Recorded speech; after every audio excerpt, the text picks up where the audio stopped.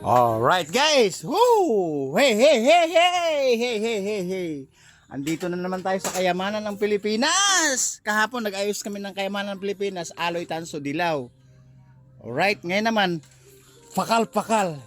Bakal-bakal. Alright? Ayan o. Kasi pangdagdag damage. Alam niyo ba yung pangdagdag damage?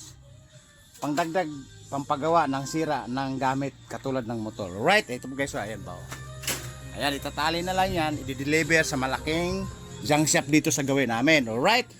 Guys, ang maganda dito, marami siyang pakinabangan. I-dispose na namin kasi kailangan nga ng dollar eh. Alright? Kailangan ng pera. You know, sayang guys. Papakilo namin katulad nito. Pwede mo siyang salpakan ng ilaw. Pwede pang display. Sinama na namin sa pakiluhan. Alright? May mga bakal na tayo. 4 na sako na tayo. Ayun o. Ayan, ayan. 1, 2, 3, 4. Kasi yung mga bakal-bakal sa ilalim, inayos na namin. Yan yung tinatawag sa underground zero. Oh. Pag sinasabing underground loading, punong-puno ng bakal. Yan yung underground zero na ngayon. Kasi nga, aalisin na, tatanggalin na para i-dispose. Ganon din dito sa kabila guys. Ayun o. Ayan. Ayan. Tinanggal na lahat yung mga pipiliin dyan na mga kalat, na mga bakal, aloy, tanso. Pero priority talaga ngayon guys, mga bakal-bakal lang. Kasi yung tanso, aloy, tansong dilaw kahapon, inayos na. Ngayong araw naman, mga bakal-bakal. Katulad nitong 32 inches na TV o 28 inches na TV, sinibak na. Ayan o, magkarugtong po yan. O ayan, sinibak na. Para maging money na ba? Money na to, alright? Ayan. O, nakita nyo na. Money datong, pangdagdag income, pangdagdag budget para doon sa offensive damage. So may nalalaman na naman kayo sa akin, offensive damage. So alright, ayan ito. Ayan, batalyan ng bisikleta. Mga exhaust fan, ayan, sipak-sipak na, mga doorknob. Alright, may mga cambio pa ng cambio ng alien to sa spaceship. Alright. Alright. Oh, nakabulbul tuloy ako. Alright. Ganon. Guys, ito, nilalabas na rin yung pang city pretty na upuan ng pang modelo. Ayan, ibibenta na rin yan. Tapos yung gulong ng pandagundong. Sana ko na pang ilalabas. Plastic to eh. Hindi pa sa bakal to. Ihagis sa plastikan yan. Ngayon, ito. Ayan, sa loob. Kalahati na lang yung aayusin. Alright, kalahati na lang. Ayan. Ayan. Kasi i-dispose na namin ngayon dahil pangdagdag budget, pangbayad ng damage. Alright?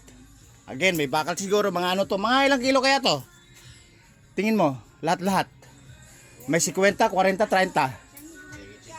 Alright guys, 50 plus daw to. Pag sinabing 50 plus, times 12 o times 10, medyo malaki-laki na yung income. Kasi guys, obligado maglinis kami dito kasi may mga parating na items na mula sa suki namin galing sa bayan na itinambak dito, tapos pagdating to ayusin, benta dating habang huli sa sobrang trabaho, kulang sa kain, kulang sa tulog, may tililing na. Alright? Natatawa ka pa no? Bakit babaklasin pa pinakaupuan? Gagamitin daw niya ito sa bike niya. Lagay niyo na yung mamaya. Paano gagawin niya? Wala ng tornilyo to. Meron. ayun pala, dito ka na babaklasin sa ilalim. Bakit? Bakit hindi mo lang itabi ng buo? Sabi na lang, sabla-sabla na yun. Saan? Mga bakal Di ba stainless yan? bakal lang to. Di, pakilo na natin yan para bawas kalat. Tapos pakinabangan pa paano pakinabangan sa upuan to? Ay, ito na siguro may tornilyo. Guys, ang nangyayari kasi pinatabi ng kasama ko sa bahay yung upuan para daw sa bisikleta. Ano kaya ang convert ang gagawin diyan? I-convert mo yan pag gutom ka para alam mo, pero pag busog di mo maisip kung paano mo i-convert yan. O di ba? Guys, isipin niyo mabuti kasi i-convert sa upuan ng bisikleta to. Paano kaya to ang gawin nito? I-welding, itatali o may tiban? Kutsul lang yung makukuha dyan. Kutsul lang makukuha. Guys, ito yung upuan na yung pang modelo. Ginagamit ko to pang guys yung pag nag-content ako, nagmo-model ako, nagsushow ako, nagsumasayaw ako. Ngayon nagsawa na at ibebenta na kasi nga kailangan ng pera, kailangan ng dagdag budget at may babayaran kaming damage. Right now, today, until today. Alright, may nalalaman na naman kayo sa akin. Guys again, naglinis na kami doon sa ilalim, mga bakal-bakal. Kahapon nga, naglinis kami ng tanso alloy dilaw. Yun ang ano yun, priceless po yun. Overpriced po yun, mataas ang presyo nun. Kaysa nito, mga bakal, low price lang po to. Ayan, linis, kalahati na lang lilinisin. Alright? Alright guys, sinushow ko lang sa inyo yung mga routine namin ngayong araw. Again nga, hindi kami nawawalan ng trabaho, hindi kami nawalan ng gawain dahil sa araw-araw na pagkikitaan. Sayang yung oras, sayang yung minuto, like US time, para sa akin, napakahalaga ng segundo ng oras at pitik ng oras para kumita. Alright? Alright guys, dito lang tayo. Wala tayo sa bakas guys. Pag may biyahe tayo, nag-iwan tayo ng bakas. Wala tayo sa deliver ngayon. Alright, pinakita ko lang sa inyo. Babu! Gutom na.